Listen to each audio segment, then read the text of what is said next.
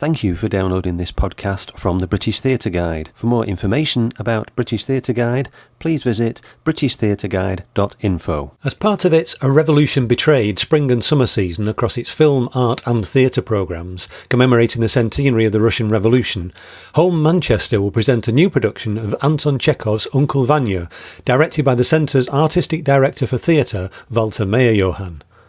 I managed to speak to Walter in a dressing room at home just over a week before the production opened. Uncle Vanya is, I noticed the big posters outside. There is a Russian season, so I assume it's no coincidence that your production goes with the Russian film season and right, with the anniversary of the Russian Revolution. So why Uncle Vanya?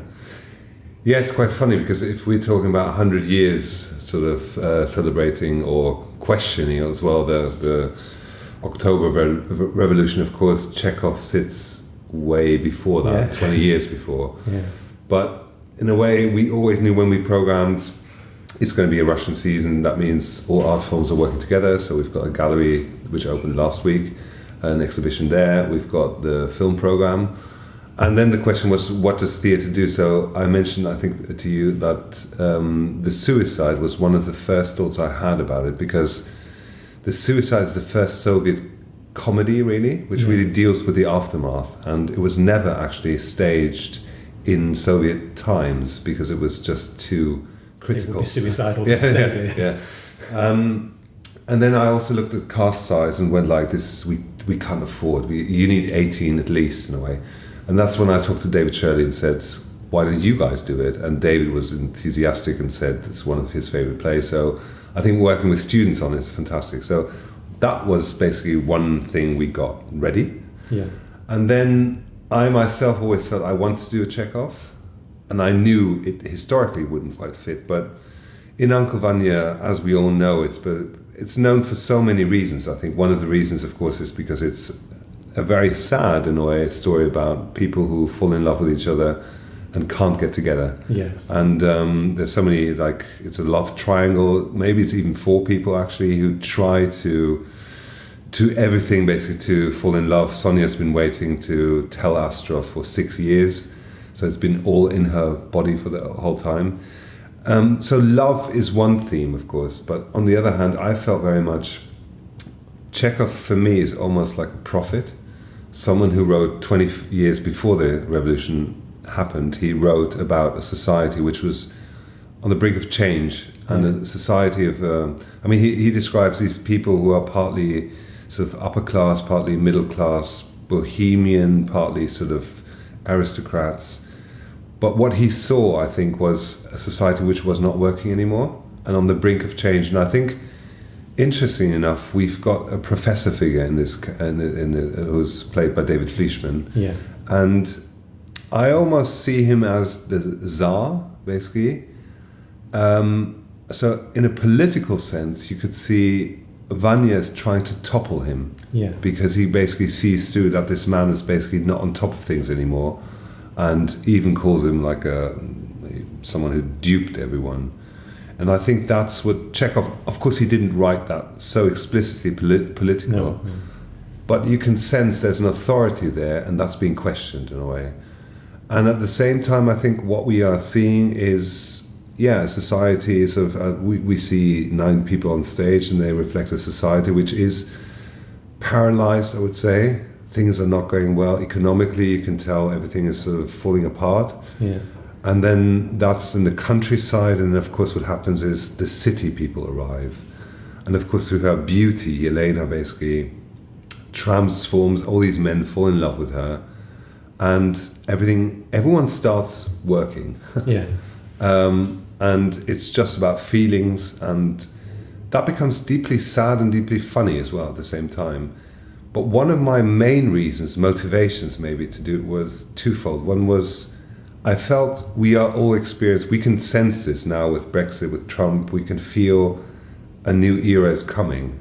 We don't quite know what it is. Yeah. I would say with Brexit especially, that it's like a roller coaster. You're on a roller coaster and you feel like, what's going to happen?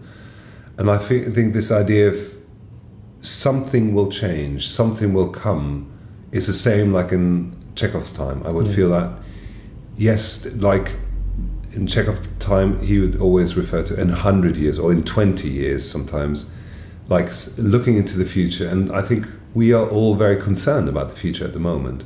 So I think that's why it's also really timely from a slightly political angle. I mean, I'm not going to turn Chekhov into a Brecht or something. No. That's not the right writer for it. But I think a reason why you would program is that there are similarities in an era, change of an era in a way. And I think that for us is a rediscovery of an author who, of course, it's all seen like in linen suits and all that. Yes. Beautiful people just drinking tea from the samovar and just, and doing nothing and being bored. And of course, we still have that in our production, but we're not doing a period piece in a way. We're also not doing a piece which is set now, but we're inventing sort of an imaginative Russia in a way, which is a bit set. We say like a bit like in the 70s of Russia in a way. Right. There is, there was certainly an English tradition of Chekhov, and it was very stiff upper lipped English, restrained, which is not at all Russian. But you don't come from that tradition, do you? So no. What are you bringing to it that's different from that? I think for me, because my work a little bit here, and what I always feel like what I'm trying to do is basically to do a marriage between cultures. Yeah. And I think to work with English actors who have such a tremendous hunger and also the way they work for truth, psychological truth, is something I haven't quite worked on as much, because my training was much more Brechtian, I would say, or Brechtian Stanislavski, but more the Brechtian side probably. And suddenly to do a production where I feel Chekhov could be the writer for me to say aesthetically, we're working with a set designer from Berlin. We can actually frame this more in a, whatever you call it, European or German or whatever you call it. And then, but work with the actors from here in a real psychological way, in a way. Yeah. And that's basically what I would like to say, that's a marriage between two cultures in a way. And I think the Russian tradition, I mean, I went to Russia in 2008 and I was invited to a festival there, the Golden Mask Festival, and when I saw pieces there, I was just blown away how in a way, everything I was trained in Berlin was I suddenly realized how much we were inspired by the Russians actually, but didn't know that. Yeah. So it was like 10 years after I graduated from that academy in Berlin, I suddenly realized how much our teachers, of course, which were East German teachers, East Berlin teachers, had actually taught us stuff, but never actually said, you should see this in Russia because it's done like that. So actually traveling there, I was just blown away. Yeah. And I think another thing about, this whole Russian season in a way, I would also just like to, we all talk politics about Putin, and it's horrible. It's absolutely dismal what's happening over there. And it really, only, what was it, yesterday, we found out about the journalist being stabbed, and it's just horrendous, I think. But at the same time, I think it's important that we also celebrate Russian culture, which is far bigger and more beautiful than a Putin could ever be. Yeah. So I think a reminder of these are the masterpieces of literature, and they belong to the literary canon of the whole world, but actually a nod towards Russia to say there is more than just a Putin, for example. Well, some great art came out of Russia, like it was out of a lot of cultures during the worst times, during Stalinist era. Stanislavski was still working in the Soviet era. Meierjohann just about managed to survive until after Stanislavski. So there was great art coming through. Do you think maybe that's because of something to react against in some ways? I think that's always a really tricky question, because does it mean you can only produce great art when there's suffering? I mean, that's always a big question. I mean, Chekhov talks a lot about suffering actually, and talks about... Well, he suffered a lot throughout his life. But he believed almost that only the old, almost, that's Sophocles, and you only learn through suffering. I'm not quite sure. I mean, I think art can still be done in...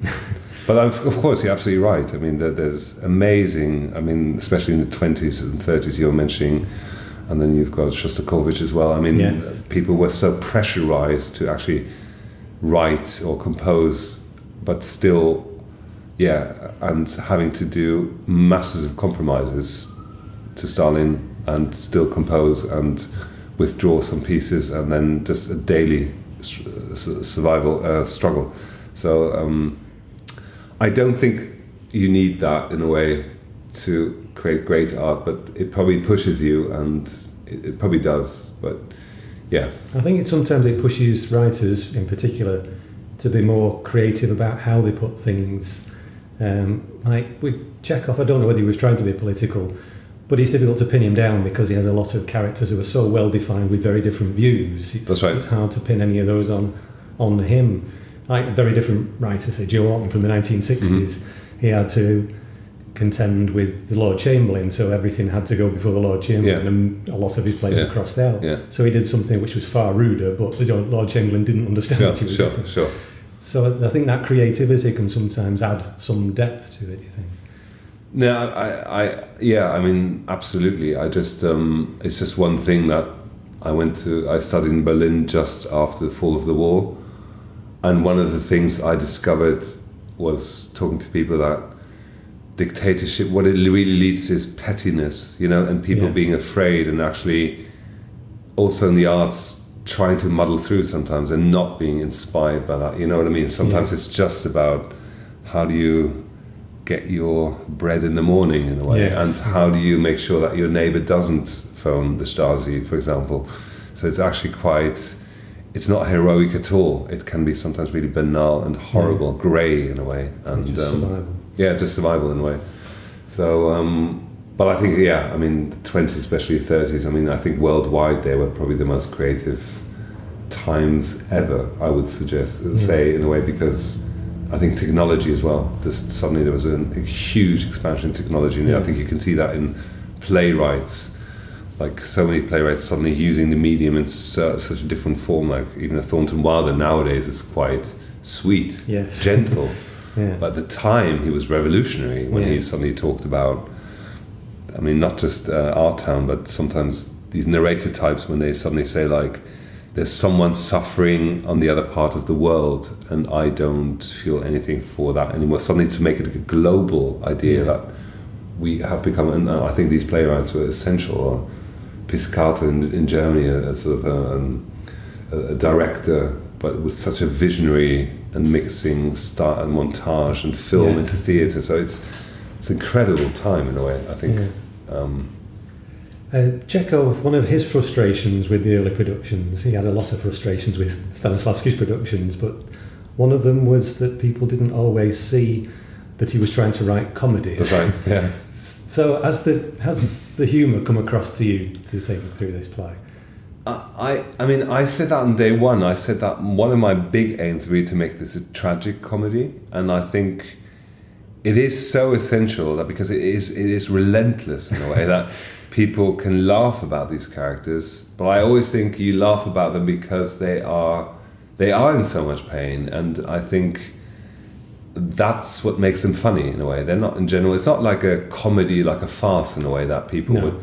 But of course, the more we work through this play, I've really discovered, like, I always knew that, but actually doing it then in the space, this scene where he's trying to shoot the professor, that is, the style, how it's written, is a farce. That is really a farce. So Chekhov we know the gun appears in Act 1, here it doesn't, but the gun now appears suddenly, and he absolutely fails to shoot someone on stage. It is absolutely hopeless.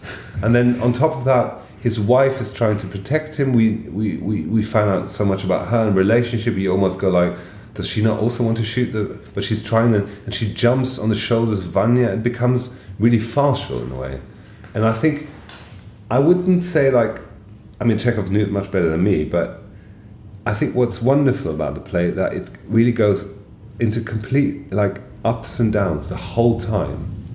The danger is that you just make it flat. Yes. And I think we should celebrate the really funny moments. So we have a drunk scene, for example, where we really go for it. And it's like a Shakespeare who knew in that moment you need now a fool to come in to lighten it, and that's amazing. In a play where actually so little happens, but inside the character there's so much. So someone wrote about this play very cleverly and said, yes, there's not much action, but actually it's full of indirect action. And I think that's what you see in all these, there's so much happening within these characters, and yes, they make fool of themselves. I mean, especially Vanya, who is just like running after this most beautiful woman on the planet in a way, and with so many ways trying to say how much he loves her, and that is the principle of a comedy. But I think again, only if we see him really suffering does it become funny. Yeah, Chekhov's plays. They tend to be very. The structure isn't obvious. Like lots of things aren't obvious in Chekhov. He plays around with the structure. So how do you rehearse that when the structure just seems like just lots of things happening? But there is actually a very strong structure if you dig deep.